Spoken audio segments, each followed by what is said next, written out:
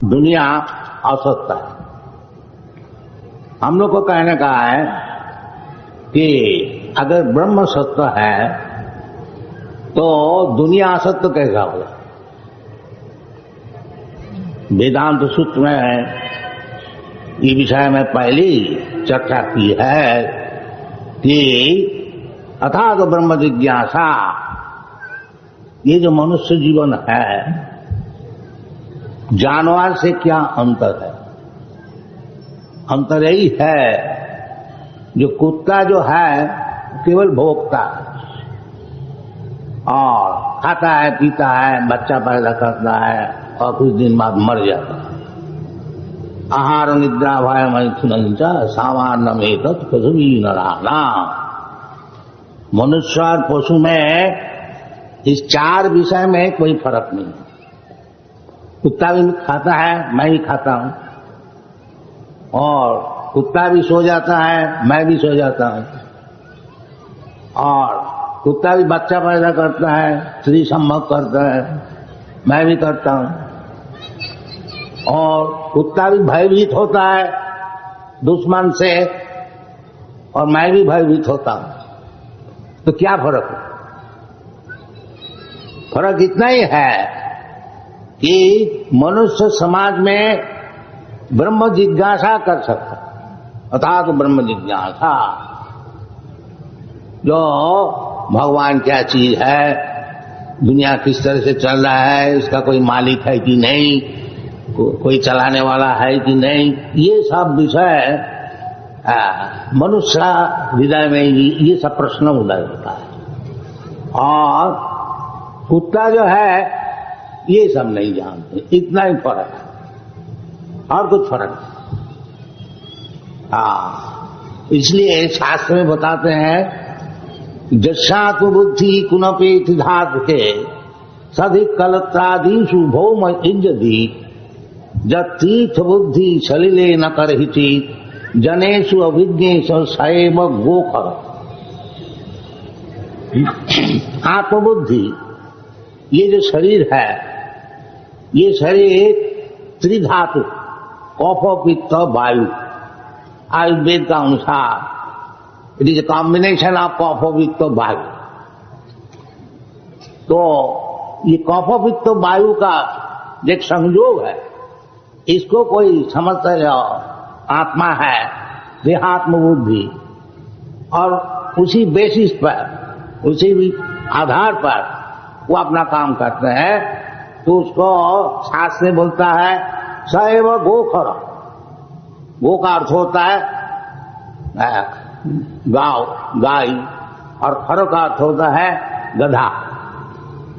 तो ये देहात्म बुद्धि जो है ये कोई मनुष्य का बुद्धि नहीं है।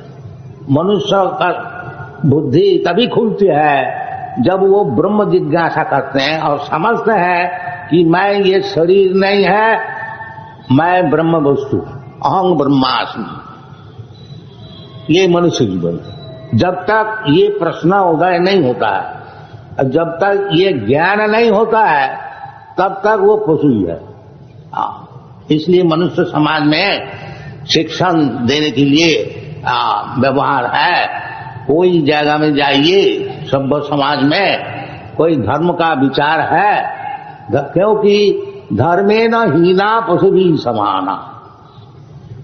जिस समाज में धर्म की चर्चा नहीं है, धर्म क्या चीज है, भगवान क्या चीज है, आत्मा क्या चीज है, ये सब प्रश्न नहीं होता है, वो समाज समझ लीजिए वो कुत्ता भेड़ी का ही समाज है। तो कुत्ता भेड़ी लोग जिस तरह से बातचीत करते हैं तो वो भगवान कृष्ण खुद समझा रहे हैं जिन रिस्पेक्टिव।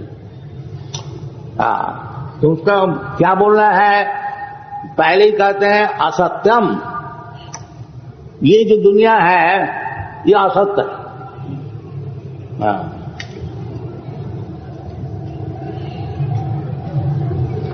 असत्यम अप्रतिष्ठन्ते जगदाहु अनिश्चरम। और अपरस्पर संभूतम किमन्नत काम हैतिकम। आजकल बड़े बड़े वैज्ञानिक लोग वो अपना थ्योरी बताए, एक्सीडेंटल थ्योरी। हाँ, असल में वो लोग विशेष विश्लेषण करके उनको समझा नहीं सकते हैं और ये थ्योरी निकाल दिया है ये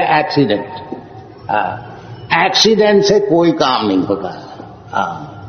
जगदाहु हमें अहितुकम, कोई हेतु है नहीं, ऐसा कुछ काम हो ही नहीं सकता दुनिया में, सब विषय में हेतु है।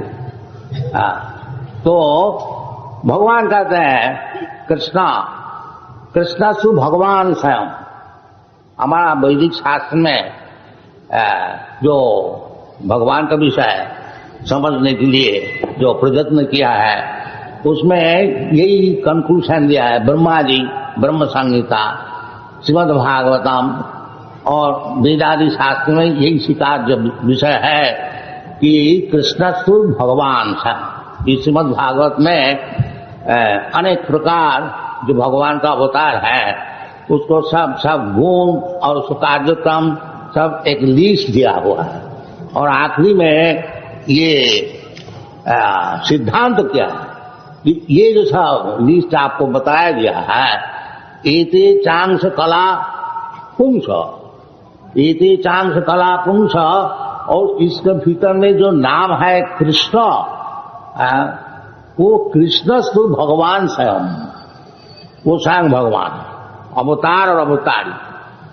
तो इसी प्रकार ब्रह्म संहिता में है ईश्वर परम कृष्ण सच्चिदानंद विग्रह अनादिरादि गोविंद सर्व कारणकार। ईश्वर का अर्थ होता है जो हुक्म देने वाला। तो हुक्म देने वाला अल्प विस्तर सभी हम लोग। इधर हमारा चीफ मिनिस्टर साहब बैठे हुए हैं, वो हुक्म देते हैं राज्य चलाने के लिए, बाकी उनको भी कोई हुक्म देता है। ये बात नहीं है जो कोई परम हुक्म देने वाला है, नहीं। इसी प्रकार आप देखिएगा, एक हुक्म देने वाला है, वो हुक्म देता है और दूसरे का हुक्म मानता है। ऐसे व्यक्ति नहीं मिलेगा जो केवल हुक्म देता है और हुक्म किसी का मानता नहीं, ऐसा नहीं हो सकेगा। ये ब्रह्मा तक आप पहुंच जाएगी, खाली दुनिया में नहीं, और जो सब प्लैनेट है, देवता लोग है, आखिरी में ब्रह्मा जी है, वो भी हुक्म मानते हैं। तेने ब्रह्म हृदा आदि कवये मुह्यन्ति सूर्य। ये ब्रह्मा जी है, is the first living creature in this universe, वो भी हुक्म मानते। और फिर आगे बढ़िए, ब्रह्मा जी का ऊपर विष्णु है, विष्णु जी का ऊपर महाविष्णु है, महाविष्णु का ऊपर नारायण है, नारायण का ऊपर शंकरसन है। इसी प्रकार सब शास्त्र में सब विचार है, एक एक हुक्म देने वाला। और नीचे तो बहुत ही, हम भी किसी हमारे शिक्षक लोग का ऊपर हुक्म देते हैं, आप लोग सब अपना बिजनेस में, फैक्ट्री में हुक्म देते हैं, घर में हुक्म देते हैं। ऐसा इस हिसाब से सभी ईश्वर है, इसमें कोई विवाद नहीं है, ईश्वर सभी है। आजकल जो चीजें सब भगवान है, हाँ भगवान है, मान लिया ईश्वर है, परंतु शास्त्र में बोलता है कि ईश्वर परम कृष्ण। छोटे मोटे हुक्म देने वाला ईश्वर सभी है, वो उसमें कोई विवाद नहीं है।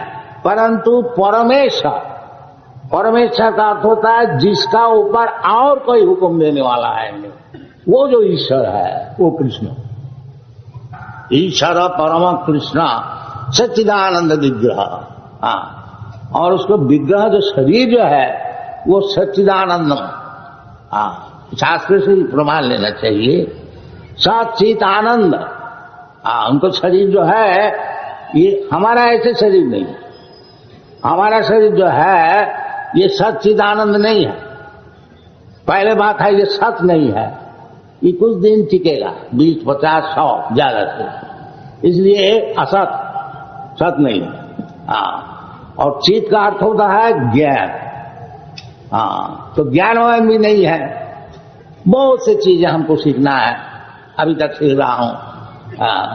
तो चित भी नहीं है, सत भी नहीं है, और आनंद तो है ही नहीं।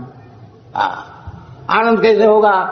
जब तक ये शरीर है, आपको ये जो प्राकृतिक 3 प्रकार तकलीफ है, आध्यात्मिक, आदि भौतिक, आदि दैविक, ये तो आपको सहन करना ही पड़ेगा।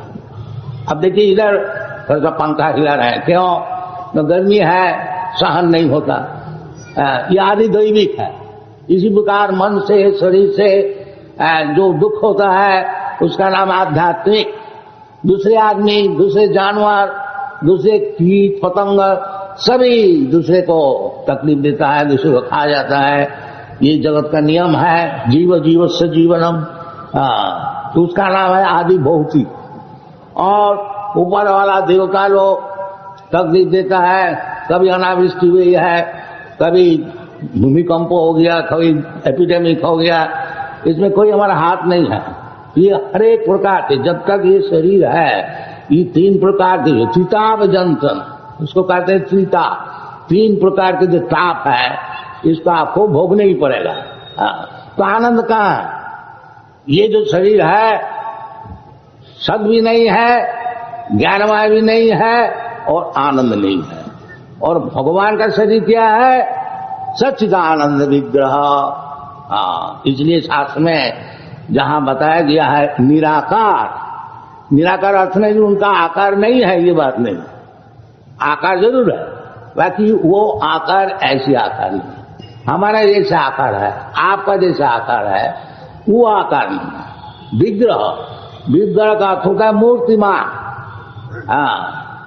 भगवान का मूर्ति है नहीं, कैसे? भगवान परम पिता है हमारा, हम जो है हमारा पिता का मूर्ति, पिता की मूर्ति है। इस person therefore I am also person। अब वो पिता का पिता, पिता का पिता, और जाइए आगे ब्रह्मा जी, उसको ऊपर जाइए, उसको ऊपर जाइए, परम पिता है, उसको शरीर है नहीं। ये कौन सी युक्ति है? जरूर है। जैसा आप अपने परदादा को देखा नहीं, बाप का बाप, उसका बाप, उसको बाप, उसका माने निराकार है।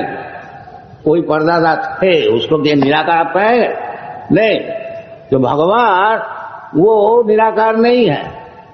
निराकार इसलिए है नहीं, हमारा जैसे आकार नहीं है, उनके आकार है सच्चिदानंद विग्रह। इसलिए शास्त्र में कहते हैं ईश्वर परम कृष्ण, वो कृष्ण को साधारण ऐसा मनुष्य न समझा। इसलिए भगवान मना किया है भगवत अब जानती मान मूढ़ा मानसिक तनुमास, क्योंकि मैं मनुष्य ऐसा एक शरीर धारण करके लोग के उपकार के लिए मैं आता हूं। जो गधे होते हैं, मूढ़ा, मूढ़ा का अर्थ होता है गधा, वो हमको मनुष्य समझते। अब जानती मान मूढ़ा, गधे को क्यों उपमा दिया है? जो गधे वो उसके हिसाब किताब ठीक नहीं है, उसको गधा बोला जाता है। जैसे गधा धोबी का घर में रहता है, वो सवेरे 3 टन कपड़े उसको पीठ में लाद देता है, वो घाट में ले जाता है और उधर थोड़ा घास देता है, और वो दिन भर घास खाता है, फिर शाम को 3 टन कपड़ा ले आता है। तो उसको गधा क्यों कहा जाता है? जो देखता नहीं, घास तो हमको सब जगह में मिल सकता है। ये धोबी का घर में मैं क्यों इतना कपड़ा लाता हूं, एक कपड़ा भी हमारा नहीं है, उसका नाम है गधा। गधा जो समझते नहीं जो हमारा दुनिया में इंटरेस्ट क्या है, और दिन भर हम परिश्रम कर रहे हैं, किस लिए मैं परिश्रम कर रहा हूं, क्या हमारा उद्देश्य है, ये जो समझता नहीं केवल परिश्रम करता है, उसका नाम है गधा। तो इसलिए शास्त्र में कहते हैं मूढ़ा। और एक जगह में भगवान, बहुत जगह मूढ़ा ये शब्द को व्यवहार किया है, और एक जगह कहते हैं नमांग दुष्कृति न मूढ़ा प्रपद्यन्ते नराधम माया अपरित ज्ञाना आसुरी भावमासु। जो गधे लोग आसुरी भावमासुत है, कोई असुर का विचार, ये 16 चैप्टर में किया जाता है। तो उसका क्या लक्षण है? कहते हैं नमांग प्रपद्यन्ते, भगवान को स्वीकार नहीं कर। ये पहले इसका क्वालिफिकेशन है। भगवान क्या नमांग प्रपद्यन्ते मूढ़ा दुष्कृतिना, नमांग दुष्कृतिना मूढ़ा प्रपद्यन्ते। क्यों? मूढ़ा गधा और नराधमा। नराधमा का अर्थ होता है नर, जैसा हम लोग मनुष्य है साहब, ये नर। तो मनुष्य जीवन में भगवान को चाहे तो समझ सकता, उनका ये फैसिलिटी है, इतना ही फर्क है जानवर से और मनुष्य से। मनुष्य अगर चाहे अर्थात ब्रह्म जिज्ञासा, वो अगर जिज्ञासा करे ये ब्रह्म वस्तु क्या है, भगवान क्या है, ये सब शास्त्र है। क्यों शास्त्र? ये शास्त्र किस लिए बनाया गया? ये भगवद गीता, श्रीमद् भागवत, चैतन्य चरितामृत, वेद पुराण, अनेक प्रकार शास्त्र है। ये हमारा भारतवर्ष की संपत्ति है। इसलिए चैतन्य महाप्रभु बताया है ये भारत भूमि ते मनुष्य जन्म हईल जा, जिसका भारत भूमि में जन्म हुआ बड़ा पुण्य से होता है, साधारण नहीं है। हम तो देख रहे हैं सारा दुनिया में घूम करके, अभी तक इतना पतित हम लोग हो गए, तब भी भारतवर्ष का जो कल्चर है सबसे ऊंचा। ये हमारा प्रैक्टिकल एक्सपीरियंस। तीसरे चैतन्य महाप्रभु बताया है भारत भूमि ते मनुष्य जन्म हईल जा, जन्म सार्थक करी करो परोपकार। ये चैतन्य महाप्रभु का मिशन है। ये जो चैतन्य महाप्रभु का मूर्ति आप लोग देख रहे हैं, इनका यही मिशन है। जो भारतवासी जो है, ये भारत भूमि में जिसका मनुष्य जन्म हुआ, गधा का नहीं, उसके लिए एक कार्य है जो अपना जीवन सार्थक करो। क्योंकि इधर सब शास्त्र है, वेद पुराण, वेदांत, रामायण, महाभारत, भगवद गीता, अनेक शास्त्र। एक है उपनिषद है 108, अष्टादश पुराण है, रामायण है, महाभारत, भगवद गीता। इसको सब पढ़ के सुन करके जीवन सार्थक कीजिए। हमको बाहर में क्या सीखना है? एक जगह में चैतन्य में बताया ये अनादि बहिर्मुख जीव कृष्ण भूली गेला, अतएव कृष्ण वेद पुराण करिला। ये जो जीव भगवान को भूल गया है, कब भूल गया उसका हिस्ट्री पता नहीं चलता, बाकी भूल गया। अनादि का अर्थ होता है जब से सृष्टि हुई है उससे भी पहले।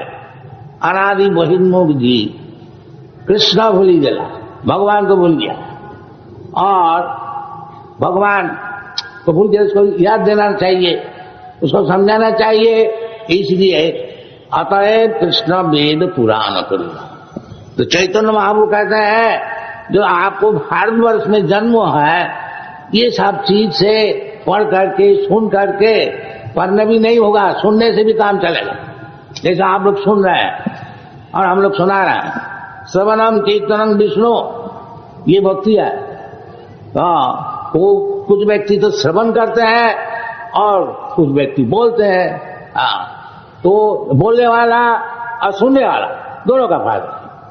चिन्नतांग सगता कृष्ण पुण्य श्रवण कीर्तन, सुनने वाला कभी पुण्य होगा और बोलने वाला कभी पुण्य होगा, ऐसी चीज है। इसलिए अभी तक इतना गिरे हुए होते हुए भी भारतवर्ष में कहीं हम लोग ये फेस्टिवल मनाते हैं, 10-10, 20,000, 25,000, 30,000 सब आदमी आते हैं, क्योंकि उसका खून में है। भारतवर्ष में ये पुण्य भूमि में जन्म होने का कारण उसको भगवत भक्ति खून में है, उसको जगाना चाहिए। अब कुछ ये चैतन्य महाप्रभु का मिशन है।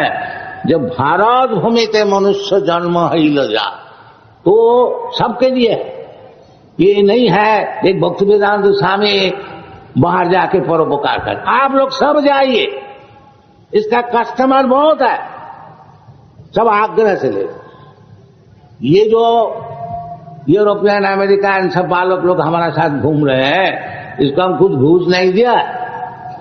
ये जो हमारा नौकर चाकर पर ऐसा काम करता है, कुछ उसको मिला है तभी तो हमारा साथ है, नहीं तो हमसे उनके क्या लेना। एक तो इंडिया हम लोग पोर कंट्री है, हम तो सन्यासी भीख मांगते, नहीं, वो लोग आप समझ रहे हैं कि यदि कोई वस्तु है तो भारतवर्ष में, ये बात सही है। हाँ, इसलिए चैतन्य महाप्रभु कहते हैं कि भारतवर्ष से दूसरे और कंट्री का ऐसे सीखना नहीं चाहिए कि किस तरह से और दूसरे को एक्सप्लॉइट किया, लूट किया। नहीं, परोपकार। भारत भूमि ते मनुष्य हर जन्म ही लजा, जन्म सार्थक करी करो परोपकार। पहले अपना जन्म सार्थक कीजिए, ये सब शास्त्रादि पढ़िए, जब आपने हृदयंगम कर लेंगे तभी तो परोपकार करेंगे। जब आपका बस कुछ है ही नहीं तो परोपकार क्या करेंगे। इसलिए चैतन्य महाप्रभु कहते हैं जो भारत भूमि ते मनुष्य जन्म है लजा, जन्म सार्थक करी करो परोपकार। हाँ, और भी बताया है कि पृथ्वीते आछे जतो नगरादि ग्राम, सर्वत्र प्रचार होइबे मोर नाम। ये भी चैतन्य महाप्रभु बताया है। ये सारा दुनिया में जितने गांव है और जितना शहर है, सब जगह में हमारा नाम प्रचार हो। ये भविष्यवाणी ये हो रहा। ये चैतन्य महाप्रभु का विषय आपने सामने ही देखा है कि हम लोग 102 केंद्र बनाए हैं सारा दुनिया में, यूरोप में, अमेरिका में, ऑस्ट्रेलिया में और जापान में, अफ्रीका में, सब जगह, कोई जगह छोड़ा नहीं। तो अकेले सिंगल हैंडेड ये सब किया गया है। यदि सब आप लोग सब अपना जीवन सार्थक करके आप दुनिया में ये कल्चर प्रचार करेंगे तो देखिएगा आपका भारतवर्ष का सम्मान कितना बढ़ेगा। ये उचित है। If you love your country, if you love your culture, you should take up this Krishna consciousness movement and preach all over the world. That is what? Yes. ये चैतन्य महाप्रभु का मिशन है। तो हमारा कहने का यही है कि डोंट नेग्लेक्ट, आप इसको अवहेलन न कीजिए। ये आप लोग से प्रार्थना है। आप चाहे गवर्नमेंट ऑफिसर है, चाहे बिजनेसमैन है, ये जो कल्चर है कृष्ण कॉन्शियसनेस, उसमें कोई आपको मुश्किल नहीं है। ये भी चैतन्य महाप्रभु बताए। क्या बताया कि যারে দেখো তারে কহ কৃষ্ণ উপদেশ, আমার आज्ञाएं गुरु হইয়া तारो এই देश। चैतन्य बाबू कहते हैं कि हमारी आज्ञा से आप लोग सब गुरु हो जाएंगे। तो कोई कहेंगे हम कैसे गुरु होंगे, हमारे पास तो ऐसा विद्वान, मैं ऐसा विद्वान भी है नहीं, कुछ पढ़े सुने भी है नहीं, हम कैसे गुरु बन जाए। तो चैतन्य महाप्रभु आश्वासन दे रहे हैं उसमें कोई मुश्किल नहीं है, गुरु बनो। इस तरह से जारे दाखो तारे कहो कृष्ण उपदेश, केवल इतना ही सीख लो, ज्यादा उस्ताद नहीं। जो भगवान कृष्ण जो बताए हैं उसको सुना बस। बस तुम गुरु हो गए। गुरु होने में कोई मुश्किल नहीं है। यदि जो परम गुरु है भगवान कृष्ण है, खुद आकर के समझा रहा है, अब क्या और ज्यादा चाहते हैं। भगवान क्या है, हम लोग सब सोचते हैं, अनेक प्रकार दार्शनिक विचार करते हैं। अरे भगवान तो खुद आकर के अपने को बताया है, उसका आप क्यों नहीं सुनते हैं, उसमें क्यों उस्तादी करते हैं आप। जो भगवान बताते हैं उसको मान लो। भगवान कहते हैं मत्ता परतरम नान्ना किंचित् अस्ति धनंजय, मुझसे बढ़कर के और कोई परतत्व है। और भगवान जब इधर मौजूद थे, जब तक दिखा भी दिया है, भगवान कृष्ण से कोई भी बढ़ नहीं सका। उनके जन्म से शुरू करके केवल असुर लोग उनको मारने के लिए तैयार। उनका जन्म का पहले ही उनका मामा जी कंस महाराज वो हुक्म दिया नौकर चाकर, देखो जी जब कृष्ण का जन्म हो उसी वक्त बच्चा को ले आना मार डाले। तो वहां से शुरू करके फिर अघासुर बघासुर पुतना न जाने कितने कितने, आखिरी में कंस ही भगवान की दारा होता है। तो भगवान को कोई नहीं मार सकते। ये जो आजकल चल रहा है, जो भगवान को उड़ा दो, भगवान को कैसे उड़ा दे। अभी सुना कल कोई एक्सीडेंट हो गया, 95 में ईयर क्लास में मर गए। तो भगवान को जो नियम चलेगा उसमें आप कैसा उसका ऊपर जाएंगे, ये मूढ़ता है। मूढ़ा ना भी जानती माँ में बप परमो बनो, उसको बूढ़ा कहा जाता है, गधा का, जो भगवान को नहीं मानते हैं। तो उसका जो लक्षण है वो गधे लोग का, उसका लक्षण भगवान खुद बताते हैं कि असतम प्रतिष्ठन्ति जगदाहु अनिश्चरम। जो उसको पहली बात यही है, जो ये दुनिया असत्य है, ये दुनिया असत्य है और केवल मैं सत्य है, मैं जो बोल रहा हूं वही सत्य है और सब असत्य है। नहीं, दुनिया असत्य नहीं है, सत्य है। यदि दुनिया असत्य है और ब्रह्म सत्य है तो ब्रह्म अर्थ होता है जो जन्माद्यस्य जतः। ब्रह्म का अर्थ होता है वेदांत में ये सब विचार किया गया, जहां से सब चीज का जन्म होता है, the original source of everything, that is ब्रह्म। अर्थात तो ब्रह्म जी के साथ ब्रह्म क्या वस्तु है न, जन्माद्यस्य जतः, जहां से ये भागवत पहले यही सूत्र से शुरू, जन्माद्यस्य जतः अन्नयात् इतरतश्च अर्थेषु अभिज्ञ सराट, ये सब विचार किया गया है। जो ओरिजिनल सोर्स, जो मुख्य सोर्स है, उत्स है, वो क्या चीज है? तो उसमें वो कोई जड़ वस्तु है कि जीवन वस्तु है, ये सब विचार किया है। तो विचार करके निश्चित किया गया है, नहीं अभिज्ञ नहीं, जड़ वस्तु नहीं, अभिज्ञ ज्ञानी है। नहीं तो कैसे सृष्टि करेंगे? जन्माद्यस्य जतः अन्न है, उसको सब चीज मालूम होना चाहिए। जैसे कोई इंजीनियर है, एक बड़ा भारी पुल बनाए, उसको सब मालूम है, वो ऑफिस में बैठे हुए हैं, भाई जानते हैं कहाँ कहाँ एक एक स्क्रू लगा है, वो सब जानते हैं। इसलिए शास्त्र में कहते हैं अन्नयात् इतरतश्च अर्थेषु अभिज्ञा सराट। जैसे हमारा शरीर है, मैं कहता हूँ हमारा शरीर है, हम कुछ नहीं जानता है ये शरीर का विषय। हम खाते हैं, किस तरह से अन्न वो पेट में जाता है, किस तरह से वो खून बनता है, किस तरह से मल बनता है, मूत्र बनता है, फिर किस तरह से हार्ट में जाता है, कुछ नहीं जानते, बस खा ही लेते हैं। डॉक्टर लोग कुछ कुछ जानते हैं, वो भी अभिज्ञ नहीं है, संपूर्ण नहीं है। परंतु जो भगवान है, जो कि दुनिया को सृजन किया है, वो अन्नयात् व्यतिरेकश्च अभिज्ञ, वो अन्याय भाव से व्यतिरेक सब कुछ जानते हैं, उसका नाम है भगवान। तो ये सब विचार है। तो जो मूर्ख रखा है वो कहते हैं असत्यम। इतना भारी दुनिया जिनने बनाया है, हम लोग एक मकान बनाते हैं, थोड़ा सा एक मकान समझ लिए खूब अच्छी तरह से बनाया, कोई फ्रेंड आके कहते हैं हाँ जी तुम बड़ा अच्छा मकान बनाया, तो हम बड़ी खुशी हो जाती है। और कोई आके कह दे अजी तुम मकान बनाया है, ये सब असत्य, तो हम डिस्करेज हो जाए। लेकिन तो इसका देखिए हम इतना पैसा खर्च किया, इतना मेहनत किया, और ये बोलता है असत्य। तो क्यों असत्य? जो भगवान को मानता नहीं, जो भगवान को समझता नहीं, वो बोलेगा दुनिया असत्य। असत्य नहीं है, इसमें कितना कारीगरी है। जो समझदार है वो देख सकता है जो किस तरह से सूर्योदय होता है, किस तरह से चंद्रोदय होता है, और किस तरह से समुद्र है, भूमि नलो वायु अंग बुद्धि मनोरम, ये सब कारुकार्य जो सब भगवान बनाए, ये सब असत्य है। और भगवान अगर ब्रह्म सत्य है तो ब्रह्म से असत्य कैसा निकलेगा? असत्य ही है जो हम जो कहते हैं कि भगवान नहीं है, आपसे आप बन गया है, वो चीज असत्य है। नहीं तो भगवान है, भगवान की कारीगरी इसमें है, ये जो समझता है वो जरूर करेंगे। ये नहीं कहना चाहिए, ये असुर लोग कहते हैं जो असत्यम, ये फॉल्स है। हम लोग फॉल्स नहीं कहते हैं। दो विचार है, एक मायावादी विचार और एक वैष्णव विचार।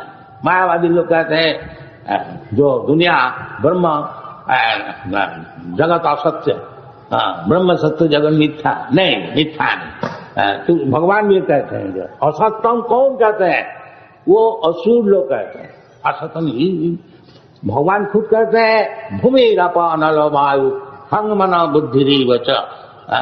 प्रकृति में भिन्ना असदा, हमारी प्रकृति है, हमारी एनर्जी है, मैं इसको सृजन किया है। हाँ, तो असत्य कैसा होगा? उसको कुछ मतलब है भगवान ये जो भौतिक जगत बनाने होंगे इसमें भूमि चाहिए और पानी भी चाहिए और जमीन भी चाहिए, आग भी चाहिए, हवा वायु भी चाहिए, सब चीज चाहिए। तो ये सब भगवान कहते हैं प्रकृति में भिन्ना प्रकृति अष्टधा, ये 8 प्रकार की जो प्रकृति है ये हमारी एनर्जी से ये बनी हुई है। और फिर भी बताते हैं अपरायम, ये जो 8 प्रकार की प्रकृति है ये अपरा है, निकृष्ट, इससे आओ एक आगे बढ़ी हुई प्रकृति है। अपरायम इतस्तु विद्धि में प्रकृति परा, और एक परा प्रकृति है। वो क्या चीज है? जीव भूत महाभाव, वो जीवात्मा। जैसे हम लोग है, जड़ से हमसे फर्क है, क्योंकि जड़ वस्तु जो है उसका ऊपर हमारा कंट्रोल है। हम कहीं से ईंटा ले आते हैं, पत्थर ले आते हैं, लकड़ी ले आते हैं और उसका सा सुंदर एक मकान बना लेते हैं। तो मैं भी एक प्रकृति है और ये जड़ भी एक प्रकृति है, परंतु मैं जो जीवात्मा है ये परा प्रकृति, ये भगवान शास्त्रीता से समझा। अपरायम, ये अपरा निकृष्ट है, और ये जो प्रकृति है तो हम लोग प्रकृति है, पुरुष नहीं है। पुरुष तो भगवान है, एकमात्र पुरुष। हाँ, पुरुष एकमात्र। जैसा अर्जुन भगवत गीता के सुन करके स्वीकार किया, पुरुषम शाश्वतम पर ब्रह्म परम धाम पवित्रम परमम भगवान पुरुषम शाश्वतम। आप जो है आप पुरुष और सब प्रकृति। पुरुष प्रकृति का अर्थ होता है भोग्या और पुरुष का अर्थ होता है भोक्ता। भगवान खुद कहते हैं भोक्तारम जगतवसाम सर्वलोक महेश्वरम श्रीलम सर्वभूतानां ज्ञाता माम शांति निश्चित। हम लोग सब शांति चाहते हैं, बाकी शांति मिलने का जो रास्ता है वो हम लोग नहीं जानते। वो भगवान खुद बताते हैं, जब आप शांति चाहते हैं तो ये शांति का पथ है। क्या? जब भोक्ता जो है पुरुष वो भगवान है। भोक्तारम जगतवसाम सर्वलोक महेश्वरम, और मैं सब लोग का मालिक। ये जो हम लोग मालिक बनते हैं ये फॉल्स, ये सत्य नहीं है। जो भगवान बोलता है जब मैं मालिक है, हम लोग आते हैं समझ लीजिए हम लोग इंडियन है, हम समझते इंडिया हमारा है। कितना दिन तक इंडिया हमारा रहेगा? जब तक ये शरीर, बस शरीर खत्म हो गया कि इंडिया खत्म हो गया, तो इंडिया तो रह गया। हमें पेरिस में एक पार्क में देखते थे नेपोलियन एंड फ्रांस इक्वलाइजिंग। हम देख, हम उनको पूछा जो फ्रांस में मौजूद था नेपोलियन किधर चला गया? तो कोई जवाब नहीं दिया। ये सब चल रहा है। इसलिए जो भगवान जो बोलते हैं जे भोक्तारम जगतम सर्वलोक मालिक, भगवान की मालिकाना तो रह जाता है, और हम आते हैं 2, 4, 10 रोज, 20 रोज, नहीं 10 वर्ष, 20 वर्ष, 50 वर्ष, 100 वर्ष, नहीं millions of years. Brahma ji रहते हैं मिलियंस ऑफ ईयर्स, तो इसका माने वो मालिक नहीं है। मालिक तो भगवान है। हम लोग आते हैं, धर्मशाला में आया, 2, 4 रोज ठहरा, फिर चला गया। ये धर्मशाला हमारा हो गया क्या? ये सब भ्रम है। ये सब भ्रम में दुनिया में चल रहा है। सब भगवान के ईशावास्यमिदं सर्वम, सब कुछ भगवान का। ये सेंस जगाना चाहिए। इसका नाम है कृष्ण कॉन्शियसनेस मूवमेंट। इसके लिए हम लोग थोड़ा प्रयास कर रहे हैं। आपसे निवेदन है, ये भारतीय कल्चर है, आप लोग सब ज्वाइन कीजिए। ये कोई सेंटिमेंटल नहीं है, केवल बोलने वाला बात नहीं है, शास्त्र प्रमाण है। हम लोग 84 किताब लिख के आपका सामने हाजिर किया है। शास्त्रों से पढ़िए, विज्ञान से पढ़िए, और ये मूवमेंट का अच्छी तरह से सीरियसली लीजिए। और चैतन्य महाप्रभु जैसे बता रहे हैं कि भारत भूमिते मनुष्य जन्म ही लो जा। हम लोग जाते हैं परदेश में भीख मांगने के लिए। क्यों भीख मांगे? अब कुछ दीजिए, आपके पास चीज है, क्यों आप भीख मांगने जाते हैं? अपन धन बिलाए दिए भिक्षा मांगे पड़े। अपना धन तो लुटा दिया और दूसरे के पास भीख मांगते, ये उचित नहीं है। ये कृष्ण कॉन्शियसनेस मूवमेंट बताते हैं कि आपका पास चीज है, वो चीज आप लीजिए, आपका जीवन सार्थक कीजिए और दुनिया में दीजिए, परोपकार कीजिए। Thank you very much. जय श्रील प्रभुपाद।